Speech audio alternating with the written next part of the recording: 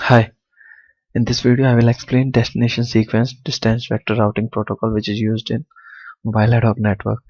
This is a extension of distance vector routing protocol. In distance vector routing protocol there are some drawbacks, so we will see those drawbacks and then we will see the working of destination sequence routing protocol, also known as Dsdv.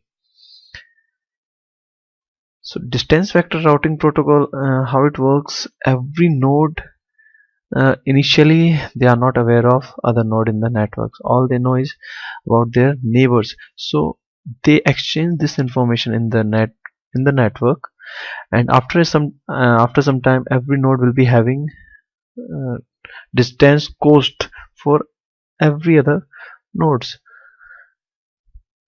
And in case if a link is broken, in that case the cost will be infinity. So here we will see the working. So we are taking one example. Say for example we are having 4 node A, B, C and D, and this is 1 it representing the cost. So if we can say node A in the beginning only having idea about B and C, that B node at cost distance metric 1 and C also at the distance metric 1, initially is not having any idea about D, so it will set it as a infinity. So this is a short form of routing table in which we are representing only distance metric. There is one more um, field that is known as next hop. So we will see. So in the same manner every node initialize their routing table. So what will happen next is every node broadcast their tables to its neighbors. So we are having the similar color routing table, so it will distinguish from the other node routing table. So this is the initial routing table, and we are not using next hop field here. First we are taking only two field in our routing table, destination and the distance cost. We are skipping next hop field, which we will see that field in the later slide. So this is the initial scenario. So now every node start broadcast.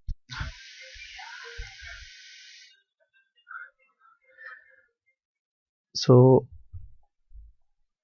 A will broadcast this table to its neighbors B and C.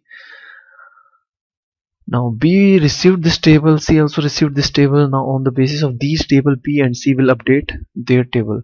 So if we have a look on B, we will find out that I'm not able to go to D and C, but A is able to reach C. So B would find out that C is reachable from A. So it will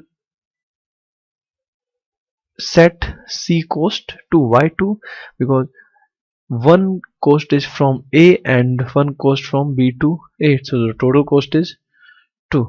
So it will update its entry and make it 2. So B would know there is a path to C from A, because this table has been received from node A. Now if you will see about node C, for node C B is unreachable, but the table received from A saying B is reachable at cost 1. So from C the total cost is true 2. So C also update its table and make it 2. It means this is a path to B from A. Now after A broadcasting status of routing table, now we will see what will happen when C will broadcast its table to its neighbors. So B will send one copy of its table to its neighbors A and D. So D will check table received from C, that A and B both reachable from C at cost 1 and 2.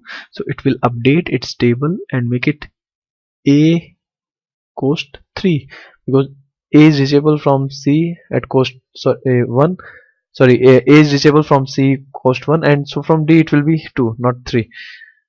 Going through B, but B is not checking that information, that this table is having a updated information as the old information. B will just check the cost, so it would know C is reachable with 2 cost, so it will make its entry 3. Why 3? C is reachable from A with 2 coast and A is reachable from B with 1 coast, so total is 3. So it will update its table. C is 3. Now B will broadcast its table to A. Now A is reaching C through B, so A will find out that C is reachable from B with coast 3. So this coast is updated, so A also updates its coast to 4, and then again A will broadcast, B will make it 5, A will make it 6. So they will keep on increasing this coast. So this problem is known as count to infinity problem. So in order to solve this problem, Dsdv routing protocol, what routing protocol has done, with coast metric they are also considering the time of that information. They are also considering at the table receiving from the node is the updated information or the old information. So for that purpose they are using a number, a sequence number for every node, and this sequence number we can consider as a timestamp. Every node is having a counter, so whenever they send any table, this counter is increased, and the counter value will be used as a timestamp.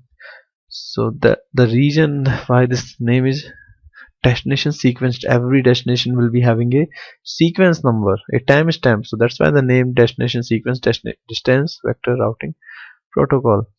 So if a node receiving a table from another node will update only in one case, if the received table has a updated information. So however, how a node would know this table is having updated information or not? It will check sequence number, destination sequence number. So if that sequence number is higher, it means that information is the updated information. This is the routing entry in the Dsdv routing table: destination, next hop, distance, and one more sequence number to find out whether the received information is updated or not.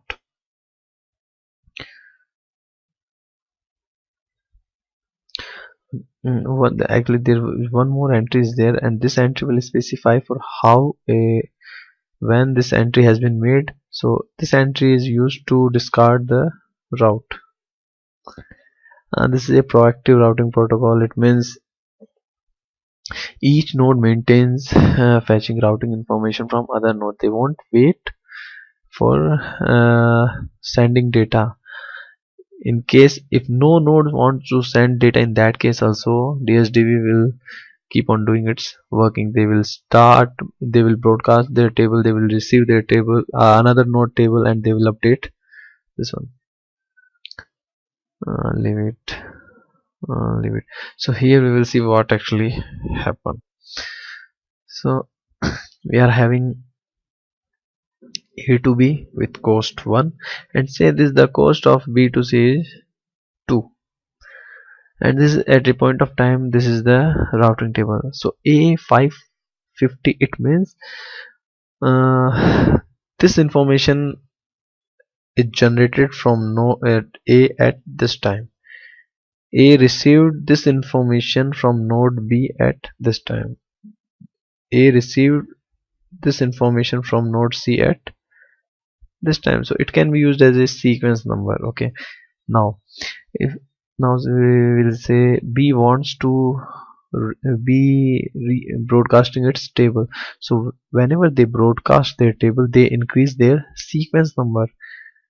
So here currently B is having sequence number 100, so B wants to broadcast its table, so B will increase this number and make it 102. So here you can see B is sending these information A1, A500, B0, B102. It means this information has been generated by node B at 102 time. Every node having a timer, every node, you can say every node having a counter. So this is the counter value. So when C will receive this information, C would know B0, B102, and here C is having BB, the previous one B100. So C and A will update this route, and there is no change in the route. The cost is also same, but they will update it. So all the table having B102, 102, 10 updated entry. So in a node will only update in one case if the destination sequence number is higher in the received routing table. This is another example. Here a new node came in network, so this node sending its table. So initially this node is not having any idea about any other node, so it will broadcast its routing table with only one entry, that D is reachable with 0 metric, and this is the timer value.